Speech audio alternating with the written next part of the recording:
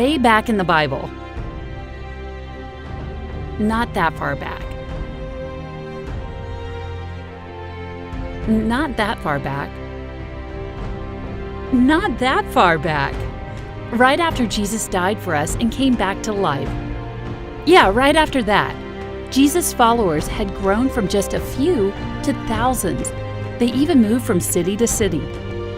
One of their leaders was one of Jesus' original 12 disciples. You may have heard of him. His name was Peter. He traveled around preaching and teaching the people how to live and love just like Jesus. In the city of Joppa lived a believer named Tabitha. She was always doing kind things for others and helping the poor. She showed others God's love by making clothes for people who needed them. But she got sick and died. Her friends prepared her body to be buried and laid her in an upstairs room until her funeral. But then they heard Peter was nearby. They begged Peter to come as fast as he could. As soon as Peter arrived in Joppa, he came to the upstairs room. The room was filled with women who were crying and showing Peter the coats and other clothes Tabitha had made for them. They told Peter how her kindness had blessed all of them so much. Peter asked everyone to leave the room. He got on his knees and prayed. Then he said, "Get up, Tabitha." And she opened her eyes. When she saw Peter, she sat up. Peter gave Tabitha his hand and helped her up. Then he called in the widows and all the believers, and he showed her to them, alive. The news spread through the whole town. Many people believed in Jesus because of the miracle of Tabitha's coming back to life. But many had already come to know Jesus because of the way she lived, loved, and served others. We can follow Tabitha's example by living and loving like she did. Hi there, chicken nuggets. It's me, your favorite messenger, Carl. Welcome to Grow TV. Welcome to Grow TV. Hosted by Carl. Where we have fun with our friends, talk about Jesus, and go over everything the Bible has to offer. Now once again, welcome to Grow TV.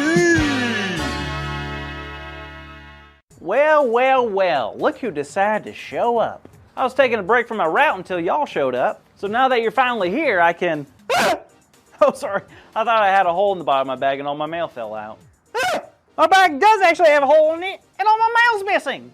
Oh no. What am I going to do? How am I going to explain this? This is awful. Whoa, Carl, is everything okay out here? It sounds like there's a child in distress. Did you hear that? Excuse me? I was just inside when I heard someone shrieking. Does someone need help? Did you see where she went? No, I'm not sure where that came from. But look, here. Hey, Carl, your bag has a hole in it. Well, yeah, I know that. I'm freaking out because all my mail's gone. It fell out and now everyone's going to be missing their mail. All right, let's take a deep breath. Oh yeah, you're right. Let's just take a deep breath. Wow, Andrew, that really worked. Okay, well, there's no reason to yell. No reason to yell? Believe me, Andrew, out of all the reasons to yell, losing hundreds of pieces of personal mail, I think that gives me the right to raise my voice. Okay, all I'm saying is it's not gonna fix the situation if we keep panicking. Who's panicking? I'm not panicking. Are you panicking? Sure, I'm panicking. Now, when did you last have all the mail? Oh, retrace my steps. That's actually kind of smart. Let's think.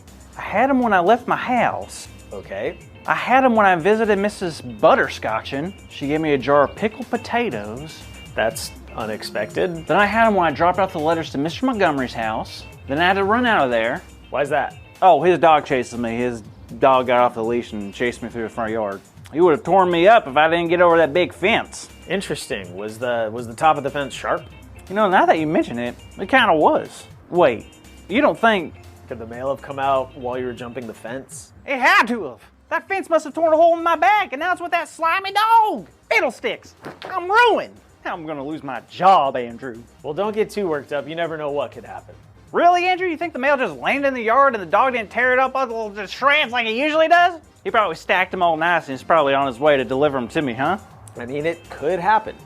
Yeah, right. Like anything like that has ever happened. Well, believe it or not, crazier stuff has happened. Really? Like when? Well, do you remember the story of Tabitha in the Bible? Of course I know the story about Tabitha. What about her? Okay, well, as you know, Carl, Tabitha was a follower of Jesus. She loved God very much, and she always helped others, especially those who were sick and poor.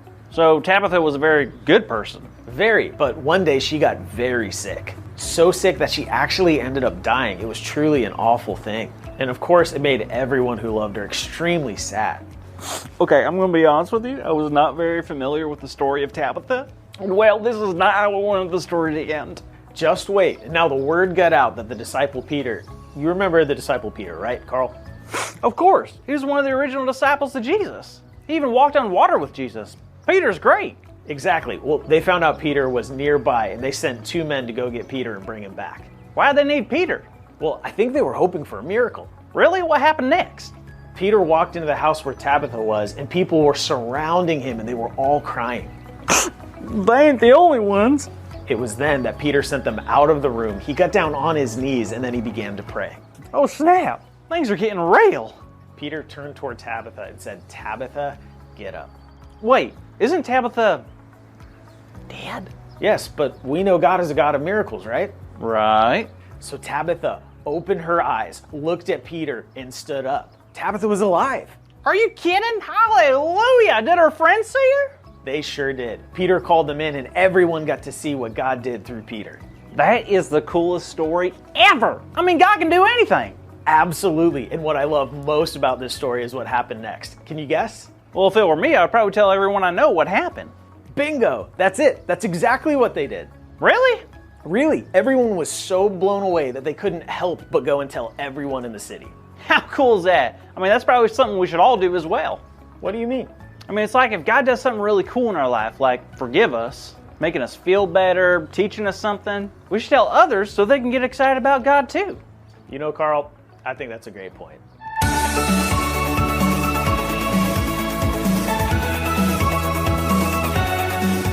Hey everyone! It's so awesome to see each and every one of you. Today's big idea is... I'm sorry, kids. Is there a dog around here somewhere? No way! What? What is it, Carl? The dog that chased me earlier. It's back with all the letters. Look! Are you kidding? That's incredible! Right? Like some sort of miracle. Wait. This letter's for you, Jada. Oh, what does it say? It says today's big idea is we can share the stories of God's miracles. Perfect! So let's say it out loud on the count of 3. 1, 2, 3. We can share the stories of God's miracles. Great job, everyone. Now, Carl, Yeah, Jada? are you gonna go share what just happened to you with all your friends now? You bet I am, but first I need a peanut butter pickle sandwich. My ma! Classic Carl. Well, kids, thanks for watching, and make sure to tune in next week to Grow TV. See you later. Thank you for watching, and tune in next week for a new episode of Grow TV.